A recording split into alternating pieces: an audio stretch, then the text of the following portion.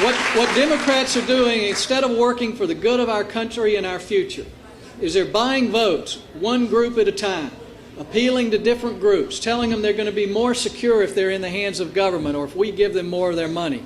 But every time they take something from Americans and spend it as a government, we are less prosperous and we're less free and we're more dependent on the government. And today in America, every day, more people are dependent on the government for their income, their health care, the education of their children, or some subsidy. And we've got to stop it. That's what 2008 is all about. But in order for us to win back the trust of the American people, Republicans have to act like Republicans. Yeah, you can stand up. And folks, the seniority system and a lot of things up here have hurt our party. But we're not out yet. We can bring it back. There's a core group here in the Senate, and I know there's a core group in the House, that we're going to bring back the ideas of Ronald Reagan. We're going to reignite the principles of the Reagan Revolution. We're going to take them to the American people. And there's a reason why we have people that are called Reagan Democrats. Because even the Democrats can recognize a good thing if we take it out and we put our actions where our words are. And we don't get up and thank you. But all of you know, and you've pushed it with your policies, that at the root of our problems, of our spending, the reason we threw away our majority goes back to earmarks.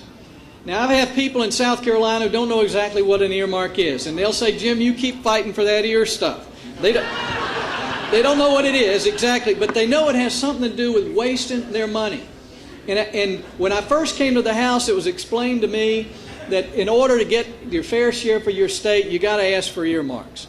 And what happens is the chairman will take a big bridge to nowhere, and they'll give you a little $100,000 for some bike path. And they'll say, well, if you don't vote for this big bill, you're not going to get your bike path. And if they want votes in the whole committee, they give everybody a few earmarks. And the next year, everybody wants more earmarks.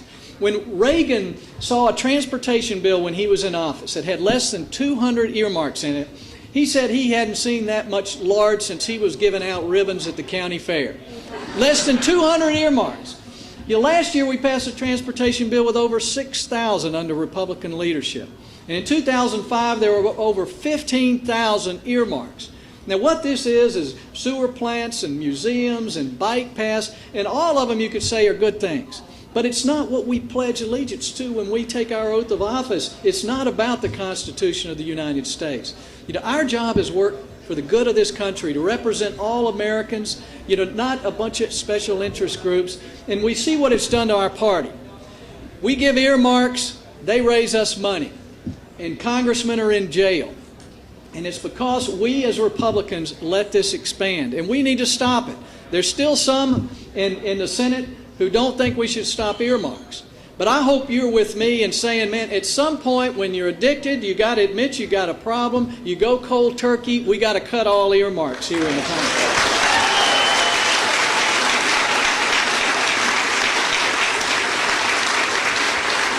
Remember this, as John McCain just said, freedom does work. Dick Armey always said that. Republicans offer Americans more. They offer better. We offer the idea that you're more secure if you're more free. You're not more secure when you're in the hands of government. We can have the best education system in the world if we'll give the states the flexibility to work with the private sector and create more choices and alternatives. We can have the best health care system in the world if we make it our goal as Republicans to make sure every American has access to health insurance and not to turn every American over to the government.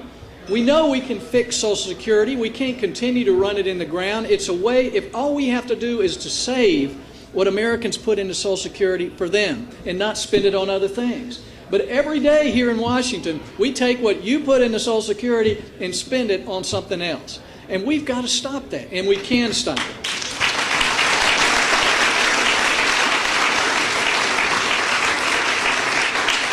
There are other challenges. John McCain mentioned them. Our tax code. We're putting ourselves at a disadvantage to countries all over the world by putting on our businesses the highest corporate tax rate in the world, the most complicated system. Other countries have figured it out. When they export things, they take their taxes off. We don't do it. we make it harder for jobs to stay in this country.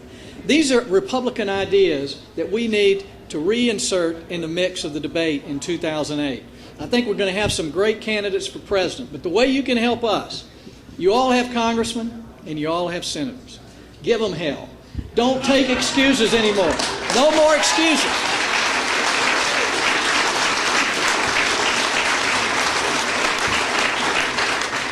They're going to tell you, like Fritz Hollins used to tell everybody, you know, that the earmarks are necessary to run our country. They're going to tell you why spending is necessary.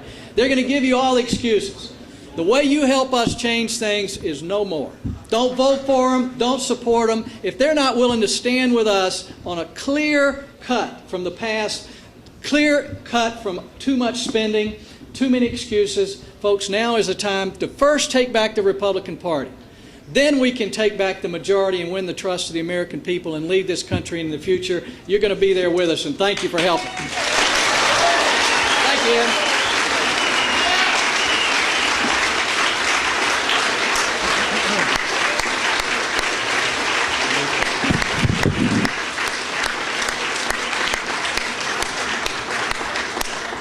All right. Thank you, Senator DeMint. There is truly it's hard to find a better friend of the taxpayer in the United States Senator than Senator Jim DeMint. So we thank him for coming out tonight.